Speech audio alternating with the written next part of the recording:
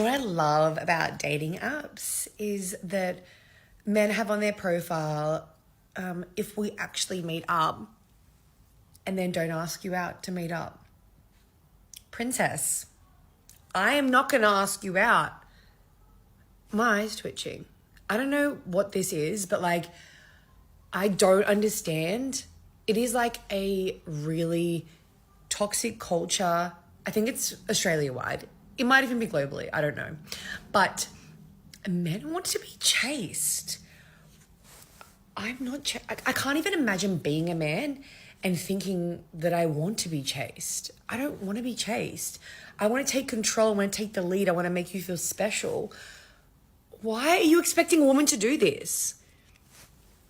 Is this unreasonable? I don't know. I actually don't know anymore. What is with all these men wanting to be the woman, wanting to be the prize, wanting to be the one that's, honestly, this man said to me, the other day, when are you going to take me on my first date? Immediately, no. Immediately, no. Blocked. I don't know, guys. I just think that maybe I changed my hinge to females because I don't know if I like men. I don't know if I can be in a relationship with a female, but maybe going on dates with females probably is going to be more fulfilling for me. I think so. Welcome to Male Choices. If you're tired of the noise and ready to take charge of your life, hit that like button, subscribe and ring the bell. This is the place where men go their own way, build their freedom and live on their own terms. Let's get to it. Listen up. Here's the real deal. Women have put a handful of top-tier guys, what some call chads, on a pedestal so high that these guys don't even need to try. They get everything handed to them on a silver platter, while the same women complain about a lack of commitment. It's a twisted cycle they've created themselves. Most guys are fed up because they're getting mixed signals everywhere. Women say they want effort, kindness and commitment, but then they chase after the guys who do the least, those with the looks, status and options. What's a regular guy supposed to do? We've been told to back off, not approach, not assume interest. And now when we actually listen and give space, women wonder where all the good men went. Men aren't dumb. They see women have endless options and aren't willing to put in real effort. They're done with doing all the work while getting nothing in return. If a woman wants a man's attention, she's going to have to show some genuine interest. It's all about equality now. Both sides need to pull their weight. Men are tired of the games and chasing women who keep them at arm's length while waiting for something better. If women want a real connection, they'll have to step up too. Until then, men are choosing peace, focusing on themselves, and letting women enjoy the independence they've asked for. You wanted the cake, now eat it. And guys, let's be real, sometimes it's just about having to text back. Women initiate about 75% of divorces. There are multiple reasons for that. What one reason is that women are higher in trait neuroticism. They're more sensitive to negative emotion. So they feel more units of negative emotion subjectively per unit of stress. That's a way of thinking about it. And so they get unhappy faster. The world is more dangerous for them in some sense physically, but I think more importantly, they are going to bear primary responsibility for dependent infants. And if you have an infant depending on you, you should react to the world as if it's more dangerous than you might if it was just you navigating through it. All right, let's dig into this. Women are the ones initiating around 75% of divorces, and there's a real reason behind this. It's not just a matter of personal choice or compatibility. It's deeply rooted in psychological and situational factors. Women, on average, score higher in trait neuroticism, which means they're more sensitive to negative emotions. They experience stress and unhappiness more intensely and more quickly than men. Now consider that many women also carry the primary responsibility for young children. This added stress and the need to constantly be vigilant make their world feel more dangerous and overwhelming. This combination of heightened emotional reactivity and increased stress from caregiving plays a huge role in why they might decide to end a marriage. Men, here's the deal. It's not just about personal shortcomings or relationship failures. It's about how the whole setup affects emotional responses. When women are juggling intense stress and high sensitivity, they might reach their breaking point faster. The dynamics of caregiving and emotional sensitivity are central to understanding this pattern.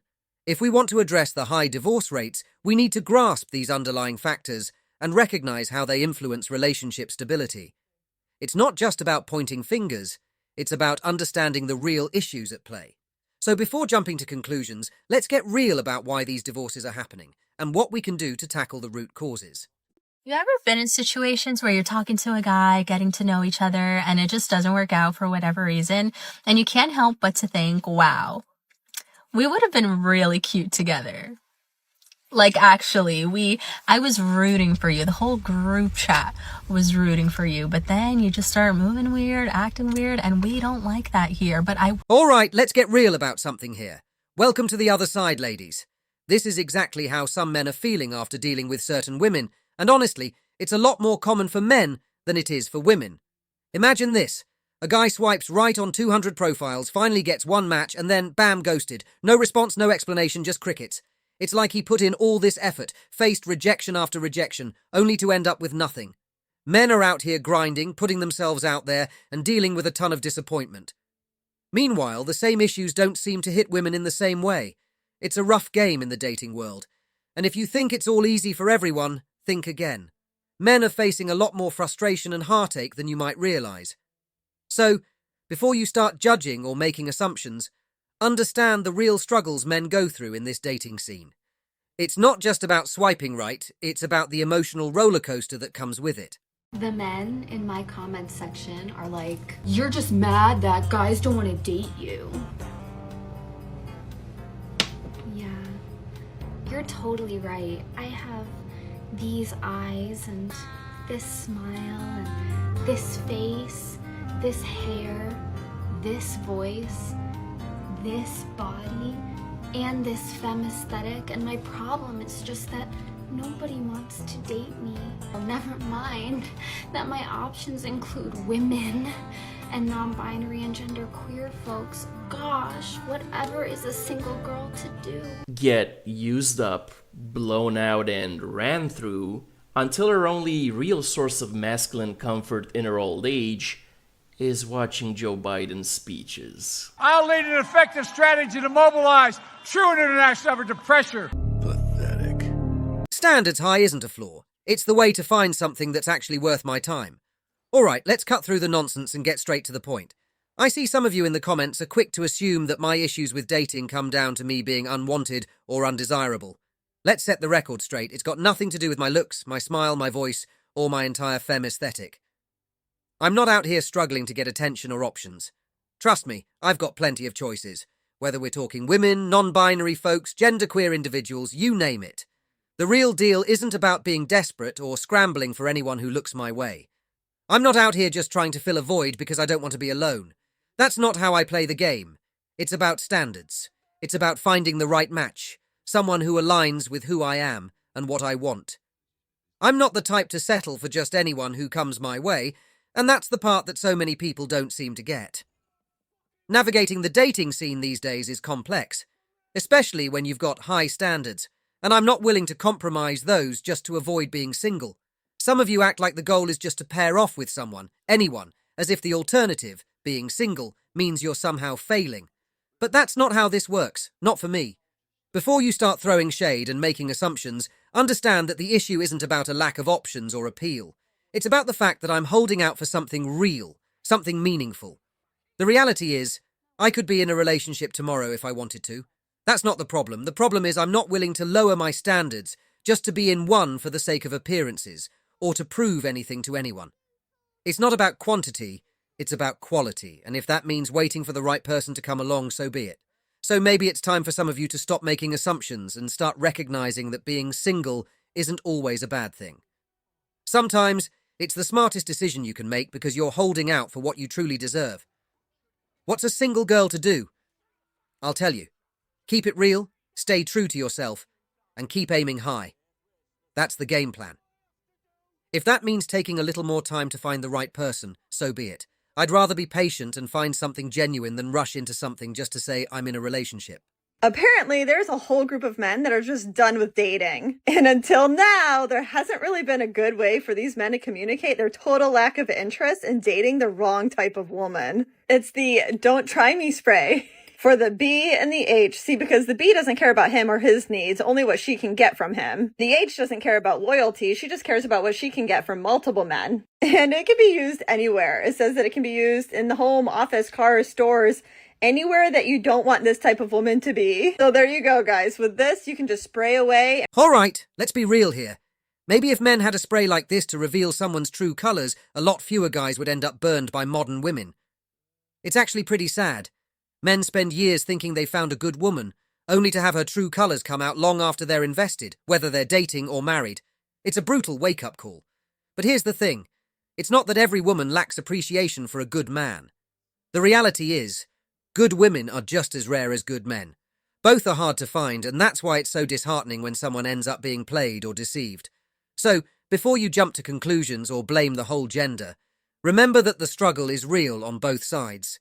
It's about finding that rare gem who values and appreciates what you bring to the table. What is your body count so far this year?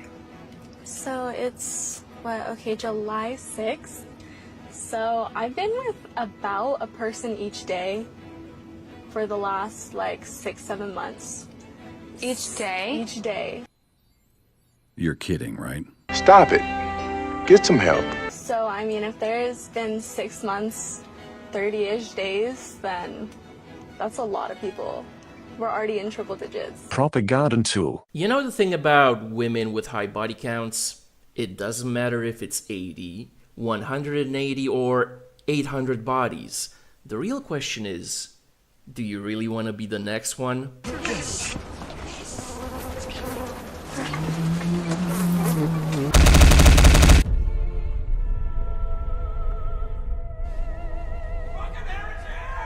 The modern world has fed women one of the biggest lies of our time, convincing them that chasing careers, independence, and self-sufficiency is all that matters.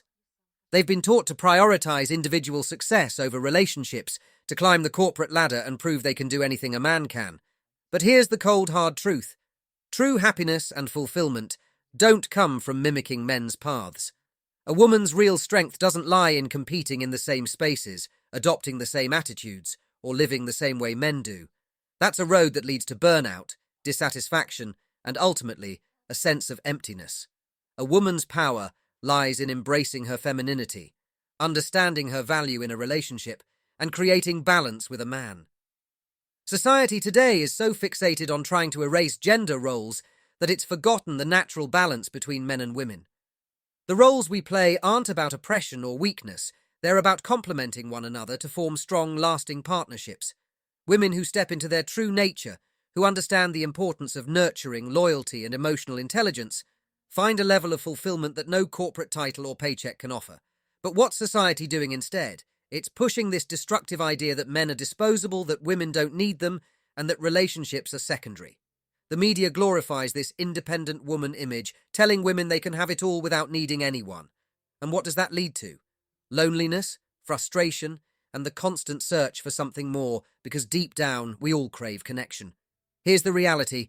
Men don't want a competitor in their home. They don't want someone trying to outdo them at every turn. What men want is a partner, someone who supports them, who understands the value of building something together, who brings peace and harmony into their life. The moment women understand this, the moment they stop fighting the natural dynamic between men and women, that's when real connection and happiness become possible. We need to stop feeding into the narrative that men are the enemy and that success means going it alone.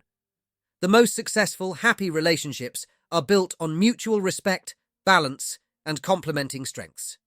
When women step back into their true role, they unlock a kind of fulfillment that no career, no paycheck, and no sense of independence will ever give them. It's time to wake up and realize where real power and happiness lie.